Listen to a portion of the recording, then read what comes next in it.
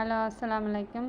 புடலங்காய் கூட்டுக்கு நல்லா புடலங்காய் பொடிசாக அரிஞ்சு நல்லா உப்பு போட்டு கசக்கி ஒரு 5 நிமிஷம் பெனஞ்சு விட்டு வச்சிடணும். அதுக்கு பிறகு நல்லா 5 நிமிஷம் நின்று நல்லா கசக்கி புழிஞ்சிங்கன்னாக்கா நல்லா அந்த தண்ணி வந்துடும். அதை எடுத்துடணும். உப்பு போட்டு உப்பு தண்ணி எடுத்துட்டு நல்லா அலசி விட்டுட்டு சிறுபருப்பு வேக வச்சு வச்சுருக்கேன். அது நல்லா பாசிப்பருப்பு நல்லா குழஞ்சி வந்ததும் நல்லா கொஞ்சம் வெங்காயத்தையும் போட்டு புடலங்காயையும் போட்டு மஞ்சத்தூள் உப்பு தேவையான அளவு பார்த்துக்கிட்டு போட்டு வேக வச்சு நல்லா வெந்ததும் ஒரு எண்ணெய் சட்டி அடுப்பில் வச்சு எண்ணெய் ஊற்றி கடுகு காஞ்ச மிளகா அப்புறம் எல்லாம் போட்டு கருவேப்பிலை போட்டு வெங்காயம் போட்டு நல்லா தாளித்து விட்டு பெருஞ்சீரகத்தூள் போட்டு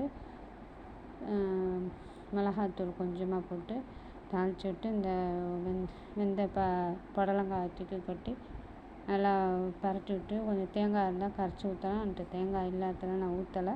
சாப்பிட்டு பாருங்கள். லைக்